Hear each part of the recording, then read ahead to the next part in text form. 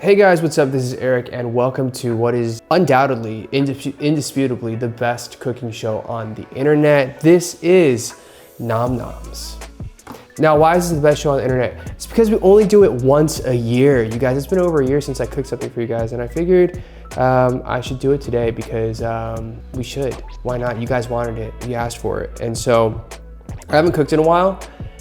And as you know, I don't really follow recipes very well, but I have a recipe for tteok-bokki. Tteok-bokki is one of my favorite foods of all time because it is delicious and it is spicy, it is sweet, and it's hard to mess up tteok-bokki. There is bad tteok-bokki, but it's kind of like a very easy recipe that you guys can try if you would like. And it is, if and when I'm in Korea, I can easily have tteok-bokki 3 times a week, if not more. Don't judge me. Anyways, okay, so what is tteok-bokki? Tteok-bokki is rice cake, tteok, and it is a red pepper paste based snack. Typically when I eat it, I have a lot of fried food with it, shrimp fries or sweet potato fries and whatever. You kind of dip it, it's an experience, and it's just delicious. So today we're gonna make tteok-bokki. The way I do my cooking is I usually just kind of throw stuff in, but I know sometimes that stresses people out because they actually want to try it. So I'm gonna try to be as explanatory as possible with how much of what I'm doing. So for you, I bought a freaking, a scale. You guys, English sometimes doesn't work for me. All right, before we head over to the stove, let's just get some of the basic things done and out of the way. So first, we're gonna go with like 400 grams of rice cake. So I always feel like I cook, and then if I wanna put more in, I just put it in and I just adjust it. So this is looks like 400 grams. Just doing that. Fish cakes. I like to cut these up into triangles. We're just gonna cut it. Put these. This is probably like a lot of fish cake for the amount of tteok ratio. Maybe I won't put all of it in. And then I'm just gonna chop up some onions. Honestly, these are a little old, but there's nothing wrong with old food. Old food is still edible. And this ain't no Michelin star restaurant, okay? If you want Michelin, go somewhere else, dog. So we got that. Sausages. Let's see. I'm just gonna give them little slices. We're gonna do some onions. We don't need a lot. Just adds a little sweetness to the tteok-bokki. All right, that's plenty. All right, so we are pretty much ready to get to cooking with this. So easy. What we're gonna do now is we're gonna boil some water. We're gonna put the ingredients in it, then we're just gonna mix it and let it simmer. You should actually throw the kimmari into the air fryer. It says bake for 10 to 12 minutes. So I'm gonna air fry them. All right, who wants some kimmari? Outside of this, what a lot of people do is like a hard-boiled egg. So we have all our ingredients done. They're ready to go. We're just gonna take it over to the stove. I'm gonna pop the kimmari into the air fry. You should take a look at this. Come take a look. This beautiful foodness. This food prep is, if you need a sous chef, it's not me. So 3.5 spoons of soy sauce. I don't like it actually too sweet, so I'm just gonna do 2 spoons for now, and then if we need to add more, we'll add more. And then we're gonna do 2 spoons of pepper paste. With the pepper flakes, I know it says for 3, but again, we can adjust everything. 1, 2. And now, it's gonna kind of mix this up. Just get it to kind of melt down a little bit. This is our base. It's simmering. And now all we do is we literally just add this stuff in. That's all it is. So we're gonna start with tteok. Some people, they say to put this in water and let it get wet or whatever, but I just throw it in.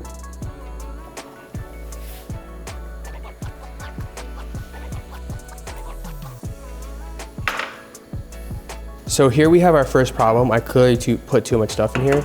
So I'm just gonna add more water. Again, very simple things.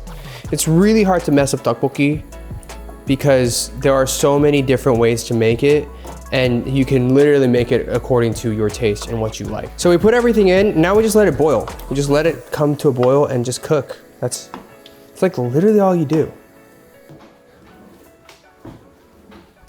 Nice and crispy, hot. Let me just show you what it looks like on the inside. For those of you who are curious. Ooh, glass noodles and some veggies inside. You might be wondering, how long do I cook tteok-bokki? Like, I like to get it to a point where the soup gets pretty thick and it's not as watery. Like even right now, this is kind of watery for me. I like it to be a little thicker. So I just kind of let it simmer and just check in on it. And closer to the point where you think you're gonna be finished, I would throw in the green onions. You might also be wondering, like, why don't I just put the ramen directly in? Well, it doesn't really cook well. So it's always better to just cook the ramen separately and then throw it into your tteok-bokki. All right, our ramen's going in. Just mix it in there. All right, I'm just gonna do the final thing. I'm gonna put some onions in.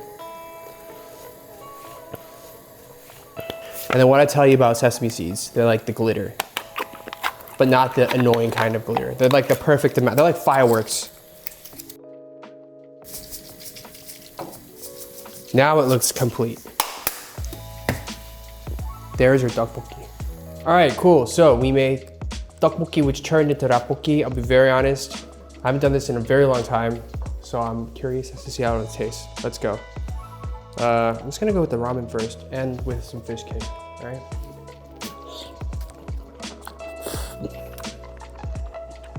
It's pretty freaking good. Now, if I'm gonna be very honest with you, it's not the best. But this is what I'll tell you to how I would improve it next time. Again, I haven't done this in a very long time. So I would improve it by putting a little more red pepper paste and a little more sugar. Remember, I put like less sugar and a little less things than I should have. Now I wouldn't put the full amount, but just more, a little bit more, because we did add more water to it. For the rice cake, I would have put it in water and let it absorb a lot more water from the very beginning so that it doesn't fall apart as much. If you ask me, does it taste good? Yes, it tastes good. And would I make it again? Yes, I totally would. Should you make it? I think you should try it, and you should try to come up with your best version that fits your taste buds the best.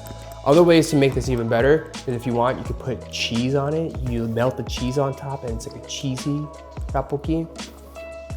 But all in all, having done this with very little guidance and mediocre cooking skills and not having cooked this in over a year, I'm so proud of myself.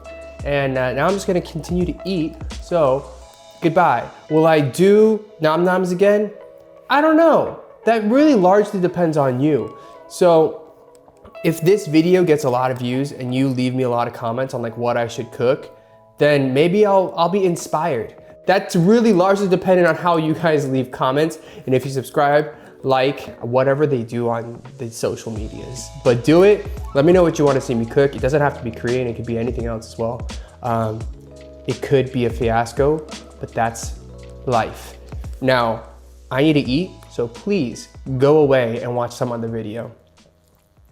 Dude, I haven't had tteok-bokki in so long, and I love tteok-bokki. Oh, I haven't had sausage yet.